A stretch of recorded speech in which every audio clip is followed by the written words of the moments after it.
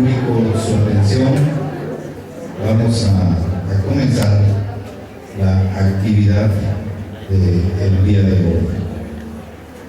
El día de hoy tenemos presente, vamos a hacer una mesa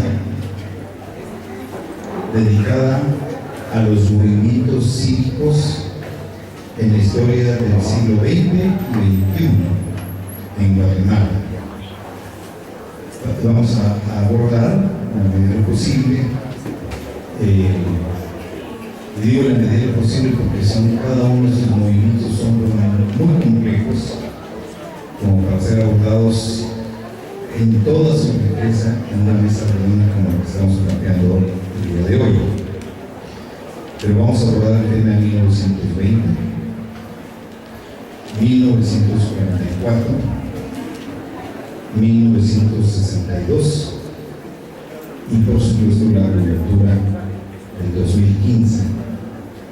Esa coyuntura que por cierto, quiero decirles, volvió a Guatemala en noticia mundial. Lo que tenemos que ver cuáles fueron los resultados de todo esto, pero el hecho cierto es que esas movilizaciones del 2015 hicieron de Guatemala un espacio de noticia a nivel mundial. Están aquí presentes para hablar de estos temas. Bueno, en primer lugar soy yo, Carlos Figueroa Ibarra, los saludo con mucho afecto, me da mucha alegría verlos a todos ustedes acá. Y el tema del proceso político de junio-octubre de 1944 va a ser desarrollado por el doctor Edgar Ruano Najarro. Acto seguido, el licenciado Factor Méndez va a desarrollar el tema de las jornadas de marzo y abril de 1962 y finalmente el movimiento cívico de 2015 va a ser desarrollado por el licenciado Juan Pablo Muñoz. Quiero decirles, presentar, aprovechando que todavía tenemos que dar un poco de tiempo a Edgar Ruano, que está pasando el vía crucis de entrar a esta ciudad universitaria. Vamos a leer los currículos de los expositores y el maestro Edgar Ruano se va a incorporar en un determinado momento a la mesa para poder desarrollar su tema. Y quisiera también pedirles a los organizadores, no sé, los que están en el aspecto operativo acá, si no nos pudieran traer 2 vasos para poder tomar un poco de agua y poder refrescar la garganta a todos los que vamos a hablar en esta mesa. Bueno, en el caso de Edgar Ruano, puedo decir que Edgar Ruano estudió historia y fue egresado de la Escuela de Historia, hizo estudios de historia aquí, en esta Escuela de Historia, aunque tengo entendido que su título final lo obtuvo en el extranjero, donde estuvo un tiempo viviendo fuera por razones que todos sabemos. Edgar Ruano ha sido un acucioso investigador de temas que tienen que ver con el movimiento insurgente en la década de los 60 y también un acucioso reflexionador acerca de la coyuntura de todos estos movimientos, como son los de marzo y de abril de 1962 y el de 1944. Estudió también la maestría en Ciencias Sociales en la Facultad Latinoamericana de Ciencias Sociales de México y bueno, ha sido profesor en diversas universidades, en Chiapas, incluso estuvo como maestro un tiempo. También a mí me place mucho presentar a mi amigo Factor Méndez Dominelli. Factor es abogado de origen, pero hizo una maestría latinoamericana en trabajo social con énfasis en investigación en la Universidad Nacional Autónoma de Honduras. Tiene también diplomados en Derechos Humanos por el Instituto Interamericano de Derechos Humanos de Costa Rica, por el Centro Internacional de Formación para la Enseñanza de Derechos Humanos y Paz, CIFEDOP, ingeniero de la Suiza, y es maestro de origen antes de ingresar a la carrera de Derecho en esta Universidad de San Carlos, donde finalmente se graduó. Ha sido periodista, escritor, promotor de los derechos humanos, es columnista semanal en el periódico de La Hora. Tiene un ensayo que se llama Genocidio, Memoria y Rescate de la Memoria Histórica, el caso guatemalteco. Un libro, es este libro que nos estás enseñando, ¿verdad? Este libro, que aprovecho para mostrarlos, que es su obra más reciente, 1944-2014, la lucha que no terminó. Ha tenido distinciones, como que ha sido conferencista invitado a la Universidad de Centroamérica, México, Estados Unidos, Europa, y tiene un galardón centroamericano de periodismo otorgado por el Grupo Editorial Independiente de El Salvador. El visitante distinguido de la Municipalidad de Quetzaltenango, y bueno, tiene un premio a la libertad dado por el Centro para el Desarrollo de Washington, D.C., de los Estados Unidos de América. También está aquí con nosotros presente un joven analista, profesor de enseñanza media en historia, licenciado en historia. Yo diría que Juan Pablo Muñoz es representativo de las nuevas generaciones de cientistas sociales. Durante el año 2015, he sido informado, él estuvo a cargo de hacer análisis de coyuntura quincenales sobre todas las movilizaciones que se hicieron en el 2015, y por eso consideramos que era muy importante que él desarrollara el tema de la coyuntura del 2015 en este evento cívico del 2015. Tiene autorías para libros de texto en el área de ciencias sociales. Ha sido auxiliar de investigación en el Instituto de Investigaciones Históricas, Antropológicas y arqueológicas y antropológicas, y es responsable de metodología e investigación del Instituto de Estudios Comparados de Ciencias Penales de Guatemala, y como autor ha escrito La privación de libertad en Guatemala en adolescentes y conflicto con la ley penal. Tiene varios análisis sobre los tribunales de fuero especial en Guatemala, las mujeres ante los tribunales de fuero especial, el estado de situación del Ministerio Público, y es el coautor junto con la doctora Claudia Paz y Paz sobre el texto Justicia Transicional en América Latina, capítulo de Guatemala, ¿no?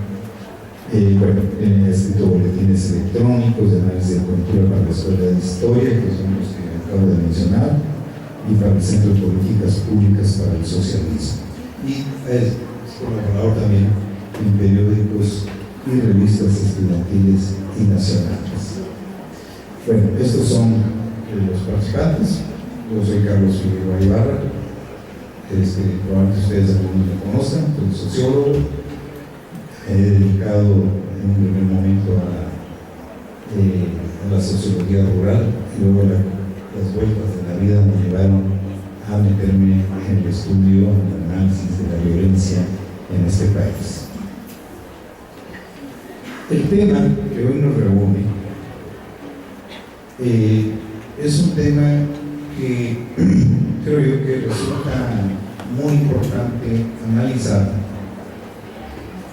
porque son coyunturas en las cuales, como alguna vez dijo Lenin, hay días en que se condensan 20 años de historia, o hay semanas que son verdaderos nudos históricos en los cuales todas las contradicciones y conflictos acumulados por largos años estallan, y entonces empieza a aparecer un actor que generalmente no vemos, que es el actor o los actores que constituyen los sectores subalternos, y su presencia hace que la coyuntura en la que se está tratando adquiera colores totalmente distintos y en muchas ocasiones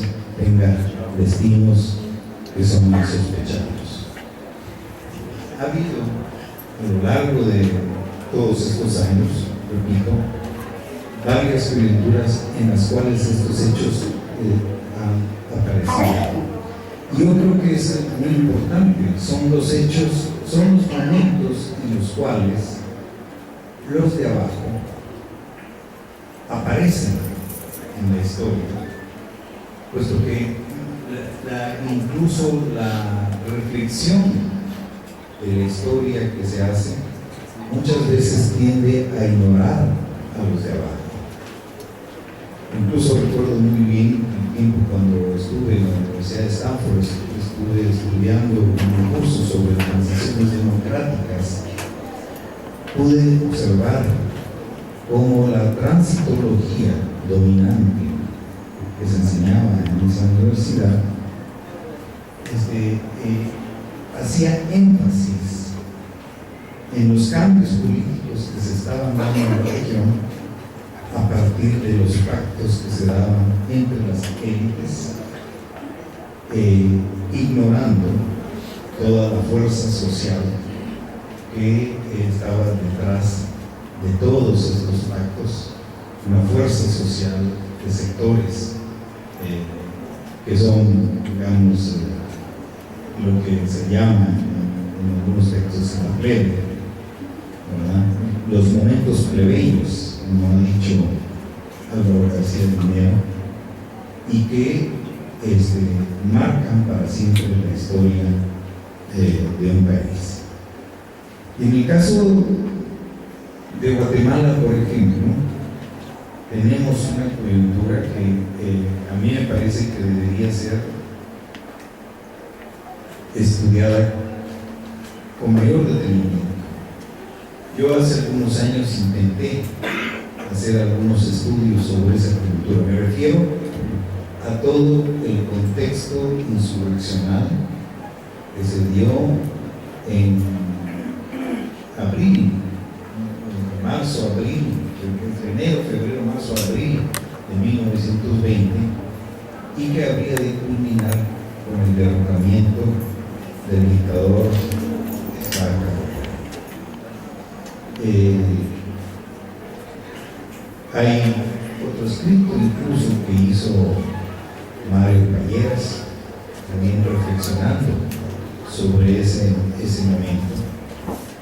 Y recuerdo muy bien cómo Mario Calleras decía, cuando analizó todo ese coyuntura que culminó con el derrocamiento de Manuel Fraga Cabrera, cómo la insurrección que se observó en la Guatemala de aquellos días fue de las pocas insurrecciones victoriosas que se observaron en el mundo.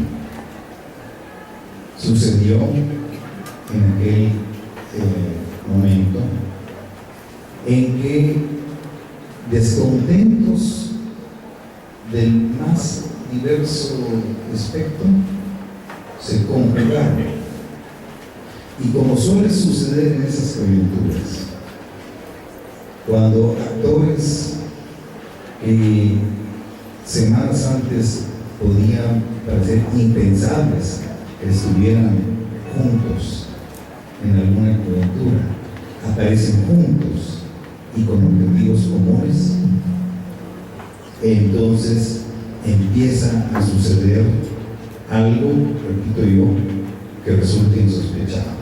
Recuerdo muy bien aquí una anécdota que seguramente le va a interesar al Factor, porque es el tema que va a desarrollar él. Pero recuerdo muy bien cómo mi padre, que fue presidente de la Asociación de Estudiantes de Historia en el contexto de las luchas de marzo y abril de 1962, me contó un hecho verdaderamente insólito. Necesitaban trasladar un mimeógrafo. Seguramente algunos de ustedes ya no se acuerdan, o ni siquiera conocieron a los mimeógrafos. Los mimeógrafos eran unos aparatos que se movían así y iban sacando reproducciones de hojas, ¿no? Y el mimeógrafo estaba amenazado porque parece que la policía le iba a caer. Mi padre era un militante del Partido Democrático del Trabajo y formaba parte de todas estas juventudes que estaban luchando contra el IRA. Y de repente vio al lado de él, arrancando o moviendo el mimeógrafo, se encontraba Guillermo Pucés Álvarez, quien era un conspicuo del Movimiento de Liberación Nacional. Vean ustedes esa escena tan insólita, ¿verdad? Alguien que está ubicado en la extrema derecha, agarrando de un lado el mimeógrafo, y del otro lado alguien ubicado en la izquierda marxista. Y esto es lo que sucede en este tipo de coyunturas. Actores disímbolos, actores que no tienen, ni siquiera se conocían, aparecen conjugados en determinados momentos. Esto fue lo que sucedió en 1920. 1920 es el resultado de una alianza de la parte conservadora de la oligarquía guatemalteca, que era antiliberal, que estaba en contra de esta Cabrera, con un sector de la clase trabajadora, de lo que era la clase trabajadora en aquel momento en Guatemala. En aquel momento en Guatemala los trabajadores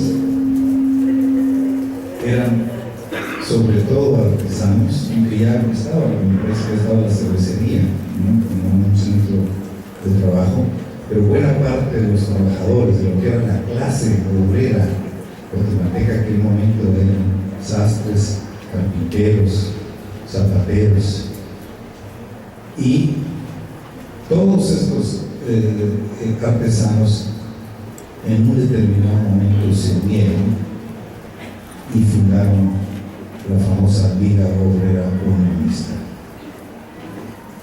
Todo aquel que lea el libro de Exepericles de Rafael Aregro Martínez podrá leer con emoción los momentos de heroísmo que implicó todo ese proceso, las barricadas en las calles. Algo muy importante, como un dirigente artesano, don Silverio Ortiz, se convirtió en uno de los estrategas militares de la insurrección que se estaba llevando con las armas en la mano para derrotar a Estrada Cabrera. Escenas que resultan insólitas. Los señoritos de la clase oligárquica y cabrerista que les gustaba estar armados y visitar a sus novias en los balcones de las casas para hacer ostentación de su participación, pues estos dirigentes obreros llegaron y los desarmaron porque las armas eran para combatir al enemigo, no para impresionar, no. Las barreras sociales, las diferencias sociales, en momentos como estos quedan totalmente subvertidas y empiezan a surgir correlaciones de fuerzas que, bueno, como ustedes saben, culminaron en aquel momento con el derrocamiento de Estrada Cabrera, ¿no? Incluso declararon enajenados sus facultades mentales, en un amplísimo arco de alianzas que comprendía a las más diversas fuerzas sociales, pero que se unieron en torno a un objetivo común. Este hecho, que es un hecho que, repito, tendría que ser investigado con más detenimiento y con más rigor histórico, pues es un hecho que no fue cualquier cosa. Incluso algunas cifras indican que en el contexto de las barricadas, de la insurrección, de la conquista del castillo de San José, de los enfrentamientos armados, murieron aproximadamente 1.600 personas. Yo esa cifra todavía no la tengo corroborada, me parece incluso demasiado alta. Pero lo que sí fue, el hecho fue sumamente cruento y de origen a un breve interregno, que fue el gobierno de Carlos Herrera, y a un periodo digamos, de relativa flexibilización del gobierno o de los gobiernos oligárquicos de aquella época, que habría de terminar en enero de 1931, cuando Portuguico se hizo del poder e inició una nueva noche de oscuridad en aquel momento. En fin, yo creo que este tipo de hechos, de alianzas de clases, de fracciones de clase o de grupos sociales, de conversaciones entre actores que hacía 2 o 3 meses resultaban imposibles, como por ejemplo la conversación de los obreros artesanos católicos con los oligarcas anticabreristas en un mismo salón, poniéndose de acuerdo sobre qué es lo que tenían que hacer para derrocar al dictador. El surgimiento de figuras que eran totalmente desconocidas y que aparecen como verdaderamente protagónicas en esa coyuntura, como es el caso de Silverio Ortiz. Todos estos hechos son los que hacen de estas coyunturas elementos, nudos históricos de un gran interés. Por eso es que hoy vamos a pedirle a mis colegas que están aquí presentes que nos hablen cada uno de ellos acerca de similares nudos históricos a los que acontecieron en 1920 y que nos den pues sus testimonios. En el caso de Edgar, Edgar nos va a hablar con respecto a todo lo que él ha reflexionado acerca de la coyuntura del proceso político que fue de junio a octubre de 1944. Su aproximación va a ser la de un historiador, y un historiador que también ha sido político, y por lo tanto ese proceso, esos meses entre junio y octubre, le interesan particularmente porque son como especie de laboratorios para reflexionar momentos posteriores. Les quiero decir que fue una reflexión de Edgar que publicó en Facebook, la que a mí me llevó a pensar que podíamos hacer una mesa. Fue una reflexión que hiciste en el contexto de la movilización de 2015, donde decías que te recordaban muchas cosas que habían sucedido en 2004. Edgar va a hacer ese tipo de reflexión, pero tenemos aquí presente también Tormentas, que va a ser una reflexión no solamente con respecto a lo que ha reconstruido, sino que en este caso vamos a tener el privilegio de escuchar no solamente una reflexión hecha desde el estudio, sino una reflexión hecha desde el testimonio de quien era un jovencito de unos 15, 16 años en aquel momento, y que era un activo participante en el Frente Unido Estudiantil Guatemalteco Organizado del FUEG, que escribió páginas brillantes en aquel momento. Y de igual manera nos va a hablar Juan Pablo. Juan Pablo, con su juventud, tuvo la fortuna de estar analizando paso a paso lo sucedido el año pasado y al mismo tiempo estar viviendo paso a paso lo que sucedía en las plazas, en las calles de Guatemala el año pasado. Dicho esto, le voy a dar la palabra a Edgar para que desarrolle el tema del proceso político junio-octubre de 1944. Les pido que lo reciban con un aplauso.